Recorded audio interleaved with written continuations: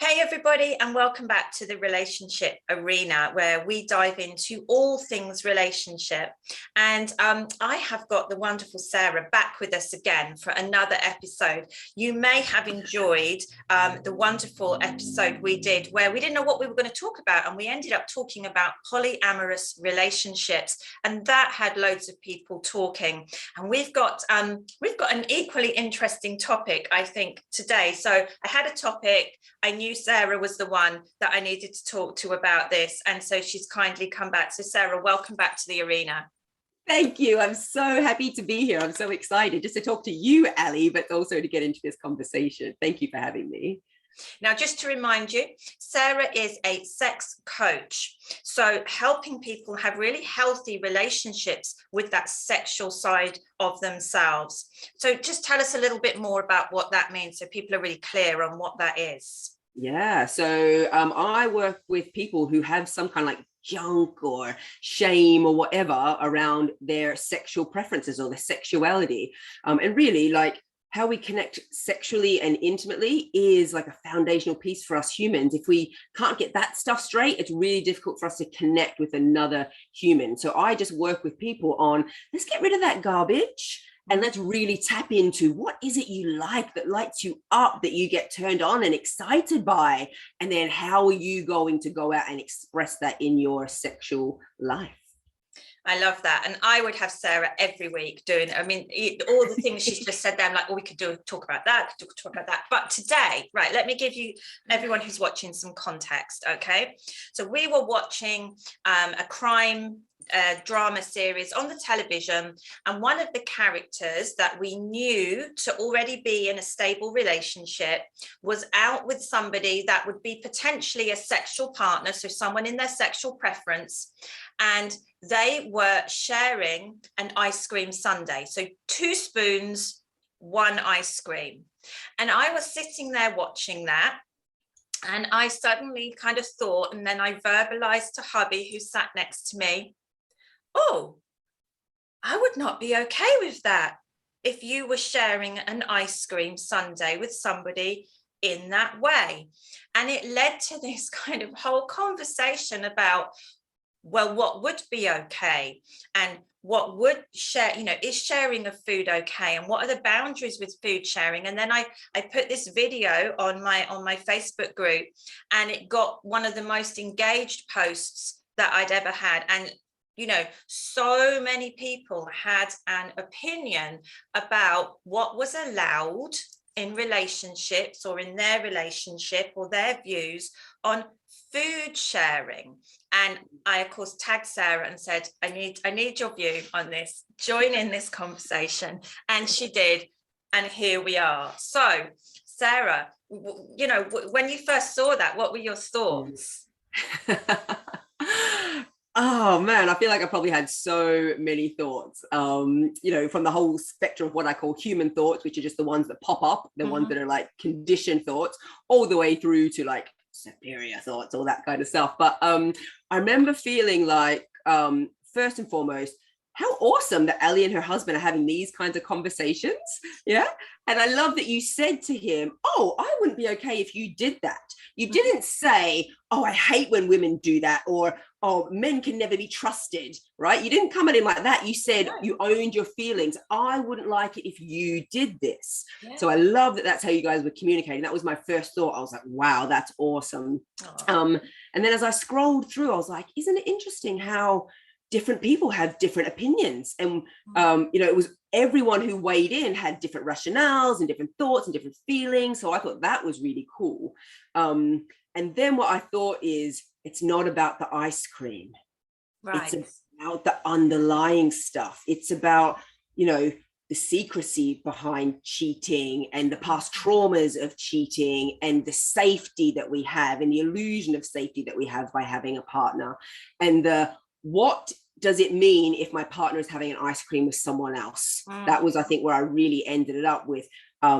it will mean that he's going to leave me. It will mean that he doesn't love me. It will mean that I'm not a good wife, or all these other things. And I think I went on and on and on in my response. Yeah. But yeah, I had a whole spectrum of thoughts. And you know, we have continued to have this conversation in the house, and we have explored. You know, well, what if I'm eating a bag of chips and I offer someone a bag of chips, and I'm like, oh, I'd be okay with that.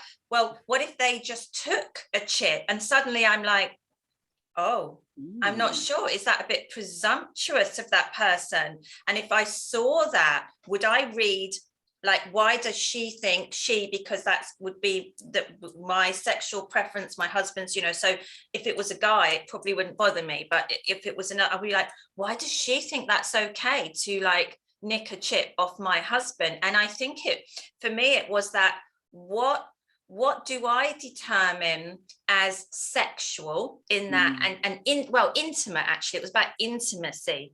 And where does that intimacy draw the line? So 2 spoons, 1 ice cream, but then the spoon that's been in their mouth is then going into the joint ice cream.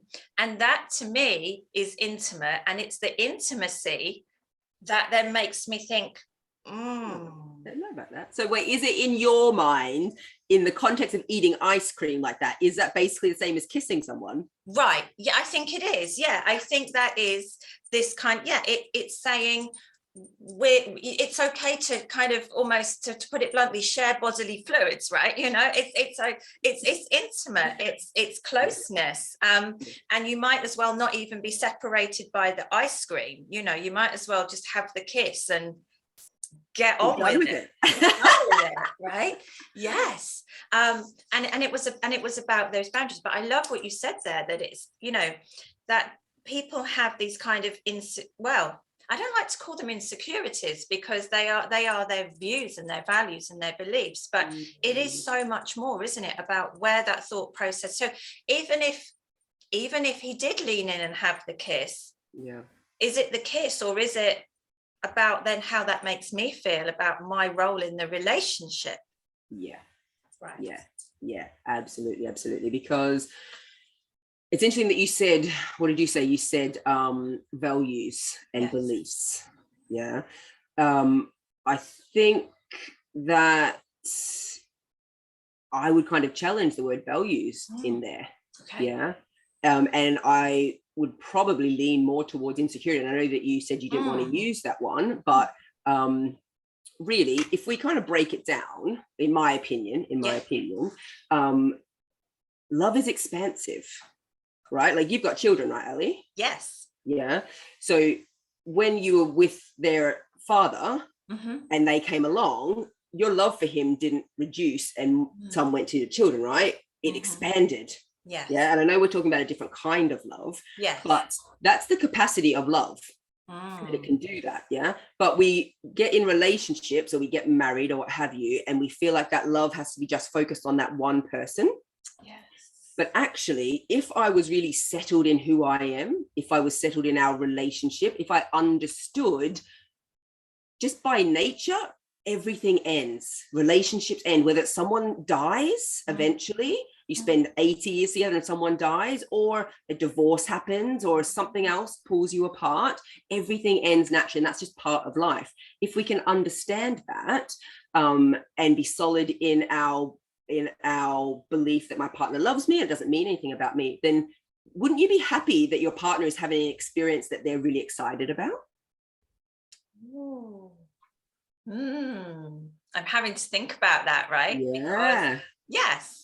Because that is very interesting, because I have to try and separate their excitement from my insecurity, that I'm under threat. Yes. That they can be two separate things. Yes, because that's exactly what it is. My relationship is now in jeopardy because he's kissing another woman. That is not necessarily true. Right. Yeah, but what also happens is we live in a society at the moment that says cheating is bad. You know, lying, secrecy, that's what's really bad. You know, but not necessarily being with someone else. That's not a bad thing. If that's okay for me and I understand that and you want to do that and I support that, how can that be bad? It's the secrecy that's problematic.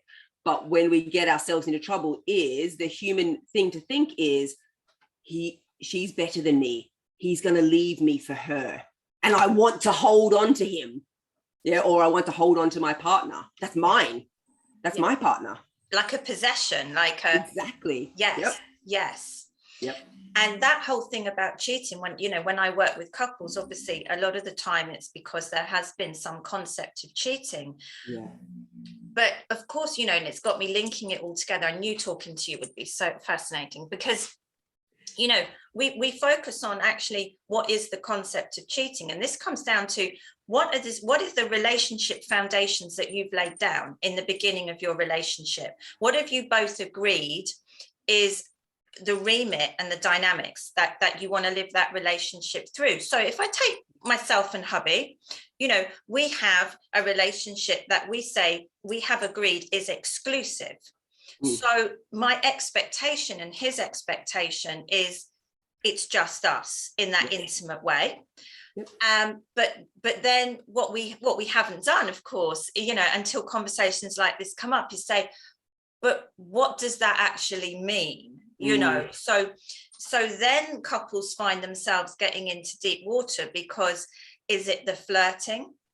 Is it the texts? Does it have to be physical contact, intimate contact? Can it be, is it more about sort of dinners and lunches? Is it emotional that makes you feel under threat? Or is it, if they said, well, it's just sex, would you be okay with that? But if they said, well, I actually really care about them, so again, it really does step away from the actual act, doesn't it? And it's about, what have you agreed? What have you communicated? And a lot of the time, and I'm just as guilty as the rest, even though I talk about this with loads of other couples, we don't communicate these things, do we? Until they've happened. And then we're like, oh, yeah, I wouldn't be happy if you did that. Yeah. And even worse, we then kind of go through life expecting that the people we're interacting with have the same expectations as us, because we don't see them as expectations or opinions. We see them as they're just facts. Like, well, of course you're not going to share your ice cream because that's not okay for me. But maybe for your husband, and I don't know I can't remember what he said, but maybe for him, it's not even intimate to me. Like, I don't care. Right. So then you've got two people who are in this thing with two very different opinions, but often we kind of talk at each other as if my opinion is fact. And so now you're wrong. Right, exactly. We come at it with that, we come at it almost, as if we haven't gone through that childhood piece, where children initially think the world is about me, everyone feels the same as me, everyone thinks the same as me. And then we get to that age, which is really early, maybe 4 or 5, and we start to realize that, you don't think the same as me, and I can't have everything I want, and you don't feel the same. But there's some aspects, even in adulthood, where we almost feel like we've missed that, right? Yeah. And we don't get it. Yeah, which is the interesting part around social conditioning and monogamy. Yeah. And really interesting that you have said the agreement is we're exclusive, because I think it's so interesting. And we live in a world that has conditioned us to be this way. Cheating is bad. Monogamy is good. We get married because now we're legally bound together. But it's almost like monogamy is the only given, right? It's like an unspoken thing, but there's so many other things that are unspoken as well, which are, in my opinion, probably more important than monogamy. Like, how much time will you have to spend with me while we're doing this thing called a relationship? Right. Are you going to call me back when I call you? Am I going to meet your family? Right? But we don't talk about those kinds of things either. We don't know to even talk about those kinds of things. But then we get into situations where those things aren't happening, but we're monogamous, right? And so, well, we're together, and then the person who's unfulfilled kind of feels like they've got no recourse, right? Yes. Now we're monogamous and we're doing this thing, but I'm actually really unhappy over here with all these other things we haven't spoken about. But I can't be unhappy because it's acceptable in the world. you know. Right. So, and it becomes about how many nights your partner goes off with their friends, Yeah.